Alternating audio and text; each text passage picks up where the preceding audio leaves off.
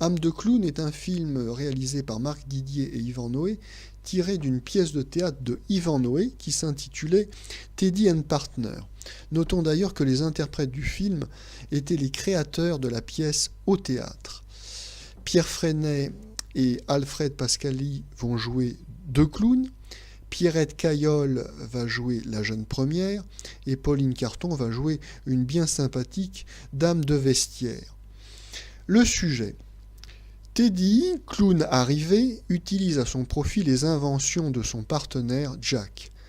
Suzette admire le clown, mais confond Jack et Teddy. Éperdument amoureux, Jack va jusqu'à voler pour elle. Teddy, qui n'a pas très bonne conscience, arrange les choses et réunit le jeune couple. Donc le principal intérêt de ce film tient aux relations du couple d'artistes, interprété d'une part donc par Alfred Pascali qui joue le rôle du clown arrivé, installé, l'artiste déjà connu. Donc Alfred Pascali, c'est un acteur bondissant et sautillant qui sautille de film en film comme ça jusque dans les années 50. Bon, vous le connaissez parce que vous l'avez certainement vu dans des deuxièmes rôles, voire des troisièmes rôles, mais là il joue un premier rôle en co-vedette avec Pierre Freinet. Donc c'est le rôle du clown installé. L'intérêt, donc comme je le disais, tient aux relations qu'il a avec son partenaire qui est dans l'ombre, qui n'est autre donc que Pierre Freinet, lui qui interprète un musicien sans commande, donc il n'est pas clown, il n'a rien à voir avec le monde du cirque, mais musicien sans commande, il se trouve à la rue, et il va donc devoir, pour survivre, être en quelque sorte un partenaire anonyme du clown principal, et par son esprit aiguisé, son invention, son talent propre, il va réussir à renouveler le répertoire du clown principal qui, il faut bien le dire, tourne un peu dans une routine. Mais ce rôle d'artiste anonyme, artiste de l'ombre, partenaire donc faire valoir et inconnu, est difficile à tenir pour Pierre Freinet.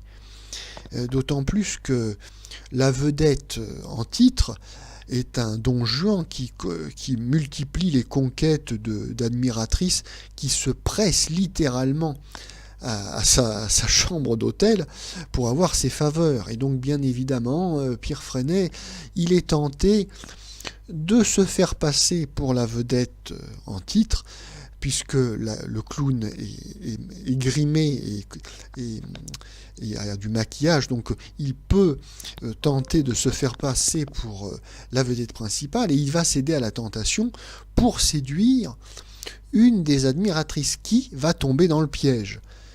Voilà, donc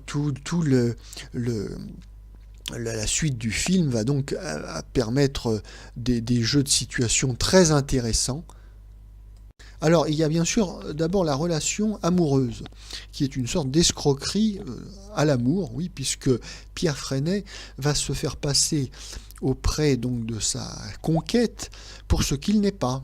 Il n'est pas du tout l'artiste arrivé qu'il prétend être, il n'est ma foi qu'un petit comparse. Et donc pour monter son escroquerie dans une espèce de cavalerie de dépenses, il va essayer d'impressionner sa conquête par une vie fastueuse d'artiste donc bien installé. Donc ça, c'est la première escroquerie qui nous retient notre attention, puis on se demande comment ça va se terminer. Et puis la deuxième situation qui est intéressante à analyser, ce sont bien sûr les relations entre l'acteur en titre, à qui on vole sa gloire, on vole son argent également par des chèques indûment faits, et puis on vole aussi l'admiratrice, on lui vend sa groupie, comme on dirait aujourd'hui. Donc comment réagir? Est-ce que l'acteur arrivé, interprété par Pascali, va être suffisamment cynique pour faire un compromis, ou bien va-t-il au contraire être intraitable parce que on le bafoue dans sa dignité d'artiste, on le vole, etc. Bon, donc là il y a un petit suspense et il y a, je dirais, un vaudeville qui sort de l'ordinaire, parce que là on a bien sûr une relation à 3 personnages, mais ça n'est pas le traditionnel mari, amant et maîtresse. Il y a donc effectivement un trio amoureux, puisque l'admiratrice, elle aime le clown célèbre et elle ne sait pas que Pierre Freinet n'est qu'un imposteur. Mais il n'y a pas que l'amour, il y a également donc l'escroquerie purement financière et puis l'escroquerie à la gloire, au prestige, au talent de l'artiste. Donc en fait, le canevas habituel du vaudeville est démultiplié par le fait qu'il y a d'autres enjeux que cet enjeu habituel qui est un enjeu amoureux de relation à 3.